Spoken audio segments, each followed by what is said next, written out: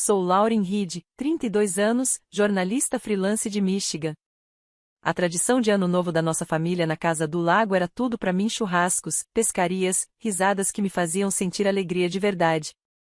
Eu colocava meu coração em cada detalhe, acreditando que aquilo nos mantinha unidos. Mas em novembro passado, a voz do meu pai cortou nossa ligação de planejamento como uma faca. Tradições são para os pais. Você pode pular este ano, ele disse calmo e frio. Pular. Eles estavam convidando os vizinhos e a namorada do meu irmão no meu lugar, como se eu não importasse. Meu peito apertou, mas eu forcei um sorriso e encerrei a chamada. Aquele momento virou uma chave dentro de mim. Eu não ia implorar por um lugar à mesa da minha própria família. Tomei uma decisão que os deixou em choque. Quando viram o que eu fiz em seguida, seus celulares começaram a tocar sem parar, mas eu não atendi. E o que aconteceu depois, mudou tudo. Já se sentiu excluído pela própria família? Conta sua história nos comentários. Curte e se inscreve, você não vai acreditar em como essa história termina. Crescendo em Michigan, a Casa do Lago era onde eu me sentia mais conectada. Sou Lauren Reed, e aqueles verões de infância com nossa família de 4, meus pais, meu irmão mais velho e eu, pareciam pura magia. Nossa casa, escondida à beira de uma margem tranquila, era nosso refúgio. Todo ano novo, nos reuníamos para uma tradição que nos definia. O ar vibrava de expectativa enquanto nos preparávamos para um fim de semana de churrascos, pescarias e luzinhas piscando que eu pendurava pelo cais. Não era apenas um feriado, era o que nos unia. Minha mãe, Barbara Reed, era o coração da cozinha. Passava dias planejando o cardápio: costelas grelhadas, espigas de milho, sua famosa salada de batata que os vizinhos adoravam. Ela cantarolava velhas músicas da Motown, cortando legumes com habilidade, enquanto eu assistia encantada. Meu pai, John Reed, cuidava do lago. Um engenheiro durão, mas com um lado doce para a pescaria. Ele nos levava de barco, ensinando a lançar as linhas e a encontrar os melhores pontos para pegar robalos. Seu riso ecoava quando alguém fisgava um peixe grande, e ele batia nas costas do meu irmão, orgulhoso do talento dele. Meu papel era diferente. Eu era a faísca que fazia a Casa do Lago brilhar. Aos 10 anos, comecei a pendurar luzes pelo cais, trançando-as nos corrimãos até que tudo cintilasse sob as estrelas. Aos 16, eu já liderava as brincadeiras charadas, caça ao tesouro, mantendo todos rindo até tarde da noite. Planejava cada detalhe, da playlist à decoração da mesa, querendo que tudo fosse perfeito. Meu irmão, Mark Reed, 3 anos mais velho, sempre foi o descolado. Ele ajudava o pai com o barco ou encantava os vizinhos com aquele sorriso fácil, mas nunca se importou tanto quanto eu. Quando ele se mudou para Chicago, aos 25 anos, para trabalhar em um banco, tudo começou a mudar. Passava a aparecer menos, ligar menos, a vida dele agora estava na cidade, com a namorada. Eu mandava mensagens perguntando se ele viria, mas as respostas eram curtas, distantes. Ocupado, ele dizia. Ou então, talvez no ano que vem. A distância doía, mas eu dizia a mim mesma que era apenas parte de crescer.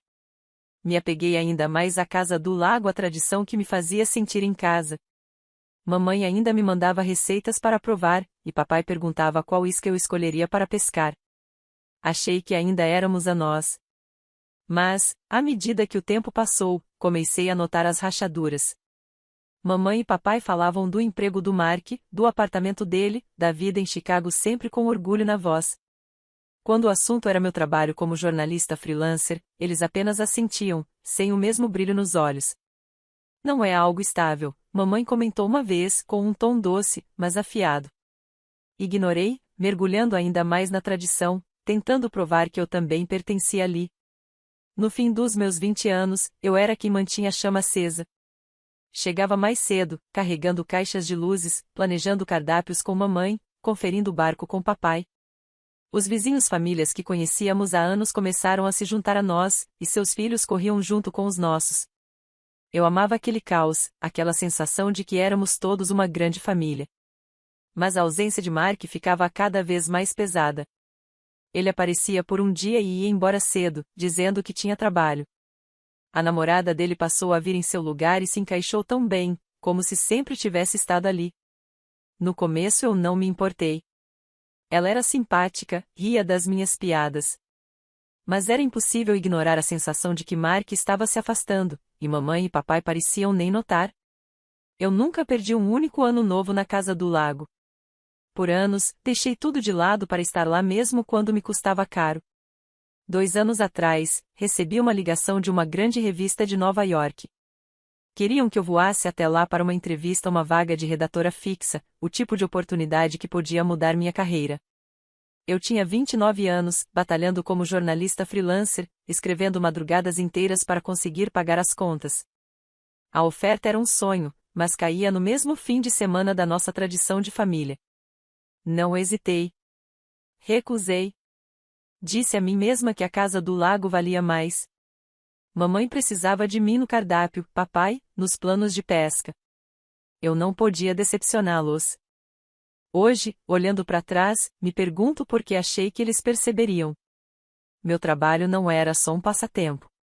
Há poucos meses, publiquei uma matéria de destaque em uma revista nacional, uma imersão no cenário musical das pequenas cidades de Michigan. Foram semanas de entrevistas, noites em claro revisando e incontáveis recusas até conseguir. Quando o editor me escreveu dizendo que era uma das melhores matérias do ano, eu senti que finalmente tinha conseguido. Imprimi o artigo, emoldurei e deixei sobre minha mesa imaginando o momento em que mostraria para mamãe e papai.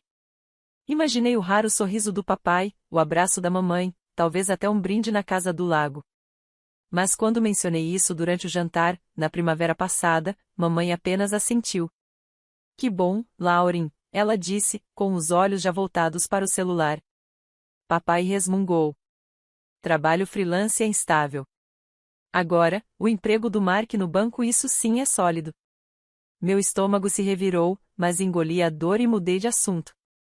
Mark sempre foi o filho de ouro. Aos 33 anos, tinha uma sala de canto em um prédio em Chicago, um apartamento chique, uma namorada que combinava perfeitamente com o mundo dele. Mamãe vivia falando das promoções dele, de como ele já tinha vida feita. Papai se gabava do carro, dos bônus, como se minhas matérias assinadas não tivessem valor algum. Eu ouvia tudo, forçando um sorriso, esperando que um dia eles me vissem do mesmo jeito. Eu não sentia inveja. Mark trabalhava duro, merecia o sucesso. Mas a comparação doía. Passei anos construindo uma carreira que eu amava, assumindo riscos que eles jamais entenderiam. Trabalhar como freelancer nunca foi fácil, cada reportagem era uma batalha, cada pagamento, uma incerteza. Mas eu era boa no que fazia. E queria que eles se importassem. Despejei toda a minha energia na casa do lago, tentando compensar. Todo ano novo, eu aparecia com novas ideias. Luzes melhores, uma playlist para manter as crianças dançando, jogos que faziam todos rirem. Achava que, se tornasse a tradição perfeita, eles viriam o quanto eu me dedicava. No último inverno, passei horas pesquisando lanternas ecológicas, achando que papai valorizaria o esforço. Não valorizou. Estão boas, disse ele, mal levantando os olhos. Mamãe estava ocupada demais mandando mensagens para o Mark para anotar. Mesmo assim, continuei, dizendo a mim mesma que era pela família, por a nós. Mandei mensagem pro Mark perguntando se ele levaria algo especial naquele ano, mas ele respondeu com uma única palavra: trabalho. Não insisti. Achei que a ligação de planejamento, nossa tradição, nos uniria de novo, como sempre. Dessa vez, eu estava pronta para brilhar. Meu artigo tinha acabado de ser publicado, e o retorno estava sendo incrível: leitores escrevendo, colegas compartilhando online. Passei dias ensaiando o que diria, como contaria à mamãe e ao papai sobre a reportagem da revista. Até escrevi anotações, querendo achar as palavras certas. Imaginei eles me ouvindo de verdade, talvez pedindo para ler o texto. Me imaginei na casa do lago, diante da lareira, todos levantando um brinde ao meu sucesso. Não era sobre me exibir. Eu só queria que tivessem orgulho de mim, que me vissem como mais do que a menina que pendurava luzes. Eu não sabia que aquela ligação seria diferente. Não sabia que quebraria algo dentro de mim. No fim de novembro, eu estava sentada diante do laptop, pronta para a chamada de planejamento do ano novo. Minhas anotações abertas, a cabeça cheia do sucesso do meu artigo. Eu tinha ensaiado tudo. Imaginava o sorriso da mamãe, o aceno de aprovação do papai, talvez até o Mark dizendo um raro bom trabalho. A janela do Zoom se abriu, os rostos deles piscando na tela. Mamãe tomava chá, papai recostado na cadeira, Mark distraído, com a namorada ao lado. Respirei fundo, pronta para brilhar. Oi, pessoal, comecei, com a voz animada. Tenho uma grande novidade. Meu artigo saiu numa revista nacional. Está recebendo um monte de elogios. Esperei. Nada. Mamãe levantou os olhos rapidamente. Ah, que ótimo, querida, disse, voltando a olhar para o celular. Papai apenas assentiu, os olhos presos em os papéis. Mark murmurou um legal, sem sequer olhar para a câmera. Meu coração afundou, mas segui em frente, tentando mudar de assunto. Então, pro cardápio deste ano, pensei em testar alguns pratos novos, talvez peito bovino defumado, e encontrei umas luzes solares lindas pro pier. Papai me interrompeu. Na verdade, Lauren, disse ele, com um tom neutro, vamos mudar um pouco este ano. Vamos convidar os Wilsons, os Carters e a Angela Lane, a namorada do Mark. Você pode pular esse ano. As palavras bateram como um soco. Pular esse ano. Fiquei parada, encarando a tela. O que? Consegui dizer, com a voz presa. Quer dizer que eu, não vou? Não é nada demais, respondeu papai, dando de ombros. As tradições são pra gente, pros pais. Você é jovem, tem a sua própria vida. Mamãe concordou, completando. A gente só achou que seria legal chamar os vizinhos dessa vez. A Angela está super animada para ir. Angela sorriu, sem perceber nada, enquanto Mark se remexia desconfortável.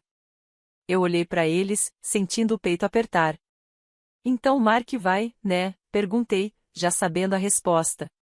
Claro, disse papai sem hesitar. Ele é da família. O mundo pareceu girar. Mark era família. E eu, não. Anos decorando, organizando, transformando a casa do lago no nosso lar, e agora eu era descartável. Quis gritar, perguntar por que a presença dele valia mais que a minha. Mas apenas cerrei o maxilar e forcei um sorriso. Tudo bem, falei, com a voz firme, mesmo com o turbilhão dentro de mim. Entendi. Esse ano eu fico de fora.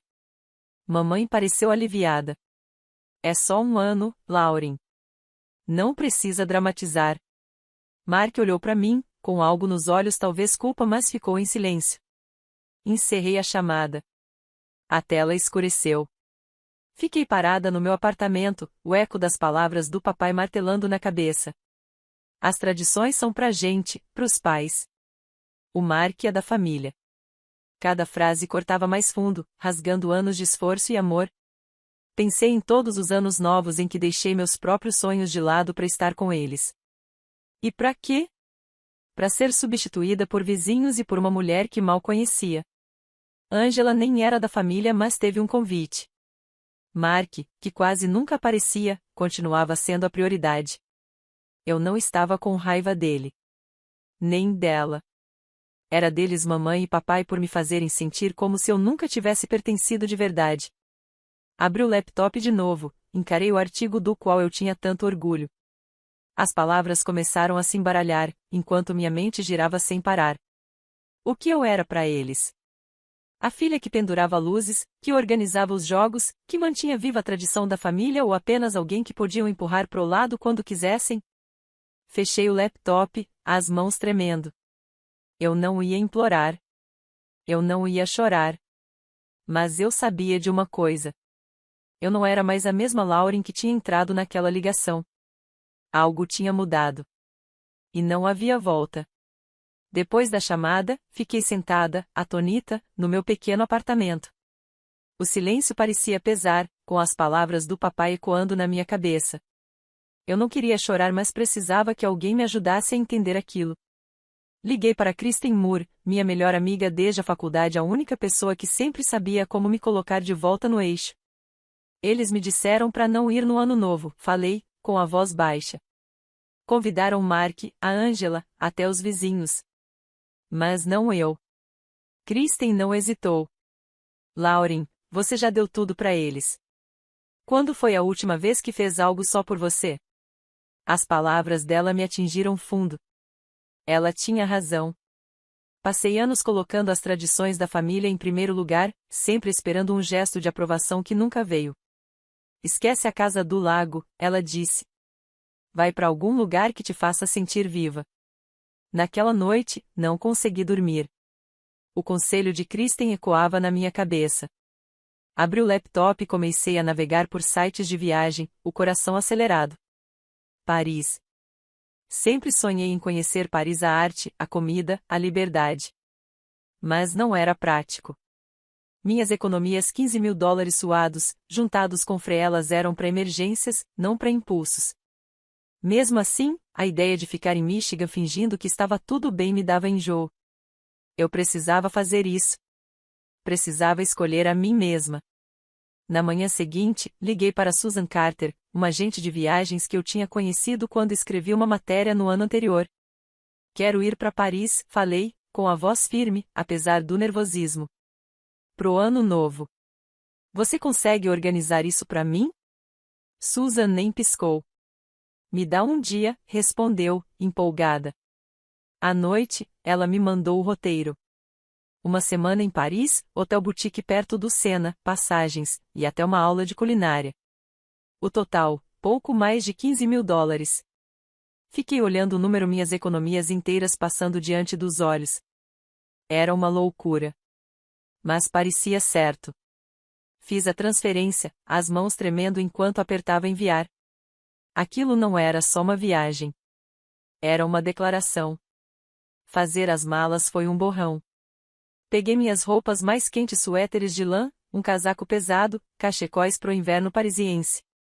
Coloquei alguns livros, romances que eu sempre quis ler, mas nunca encontrava tempo. E a câmera que Kristen me dera anos atrás queria registrar cada momento.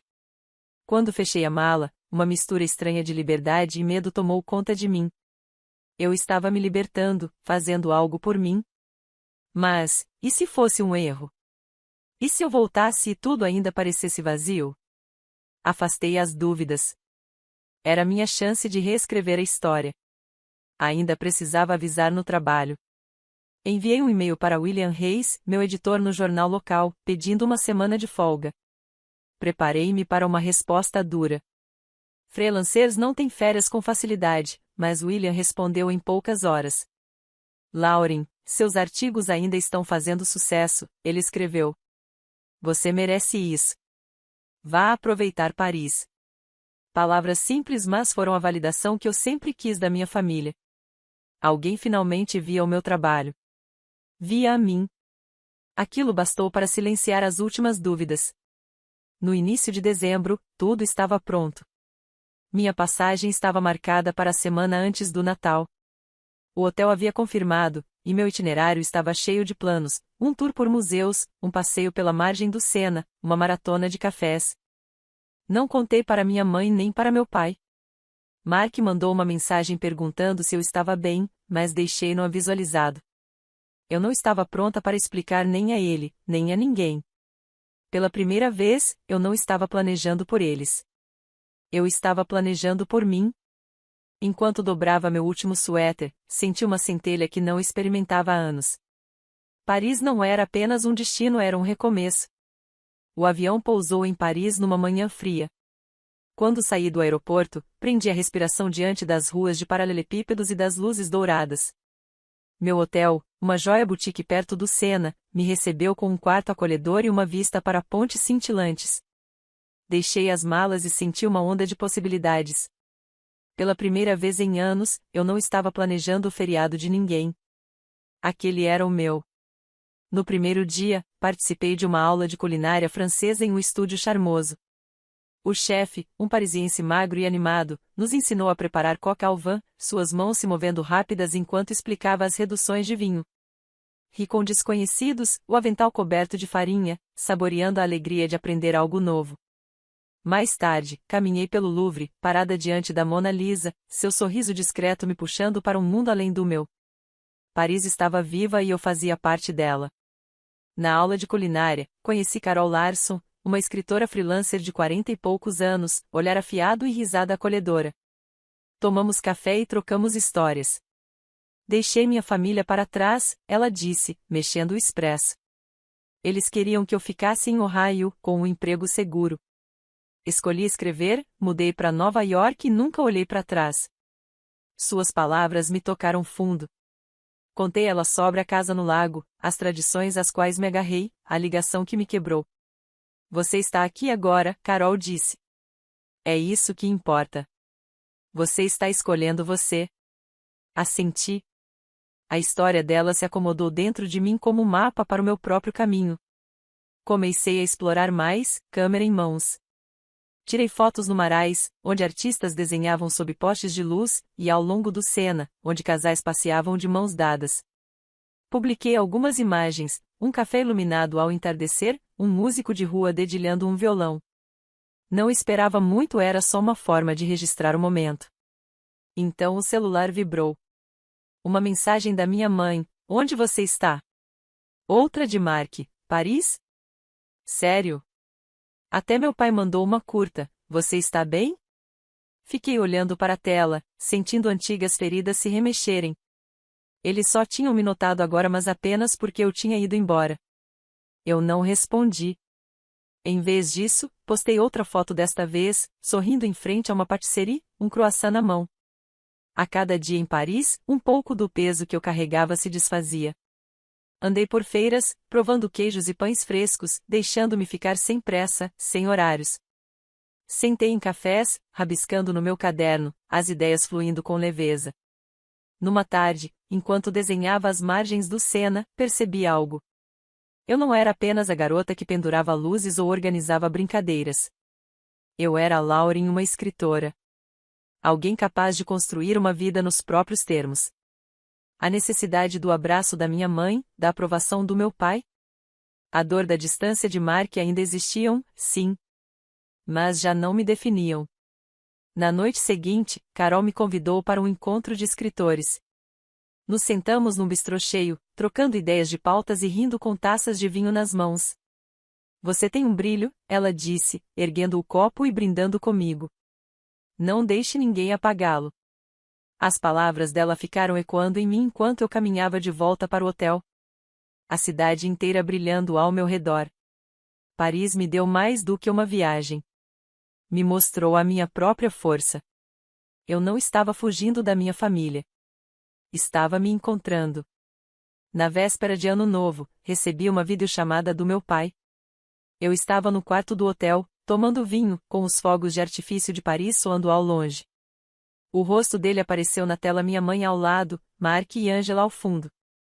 Lauren, começou ele, com a voz rouca. Vimos suas fotos. Por que não nos contou? Coloquei a taça sobre a mesa, o coração acelerando. Esperei tanto por esse momento, não para justificar nada, mas para finalmente dizer a minha verdade. Eu não achei que vocês se importariam, respondi, com a voz firme. Vocês deixaram claro que eu não era necessária este ano. Escolheram Mark, a Angela, os vizinhos, em vez de mim. Os olhos da minha mãe se arregalaram, mas eu continuei. Passei anos mantendo nossas tradições vivas. Mas vocês sempre favoreceram Mark, o trabalho dele, a vida dele. É só disso que vocês falam. Quando foi que perceberam a minha? Meu pai cerrou o maxilar. Não era essa a intenção, disse ele. Só achamos que você estaria bem sozinha. Você sempre foi tão independente. As palavras soaram como uma desculpa, não um pedido de perdão. Minha mãe interveio, a voz cortante. Lauren, você está sendo sensível demais. Foi só um ano. A gente não te expulsou. Soltei uma risada amarga. Vocês me disseram para não ir. Convidaram a Angela, que nem é da família. E mantiveram o lugar do Mark. Como isso não é me expulsar? Angela desviou o olhar, desconfortável. Mark pigarreou, surpreso, e disse baixo. Ela tem razão. Eu senti isso também. Você me colocou num pedestal, mas é sufocante. Eu nunca pedi por isso. O rosto do meu pai se endureceu, enquanto os olhos da minha mãe iam de um lado ao outro, inquietos. Respirei fundo, sentindo o peso de anos inteiros escorrer pela voz. Eu abri mão de tanta coisa por vocês, eu disse. empregos, oportunidades, meus próprios sonhos só para manter nossa família unida. E vocês simplesmente ignoraram tudo. Chega! Meu pai tentou me interromper, mas eu o cortei. Eu não vou voltar para casa do lago. Nem este ano. Nem nunca mais. Minha mãe arfou. Lauren, você não pode estar falando sério. Mas eu estava. Encerrei a ligação. A tela ficou preta. Minhas mãos tremiam, mas eu me sentia mais leve como se finalmente tivesse deixado para trás um fardo que carregava há tempo demais. De volta a Michigan, me acomodei no meu apartamento. A viagem a Paris ainda viva na memória. O celular vibrava com mensagens, desculpas da minha mãe, textos secos do meu pai, até Mark pedindo para conversar. Ignorei todos. Eu não estava mais com raiva, só não precisava mais da validação deles. Mergulhei no trabalho, apresentando novas pautas, cumprindo prazos. William, meu editor, me deu uma matéria maior, elogiando minha determinação.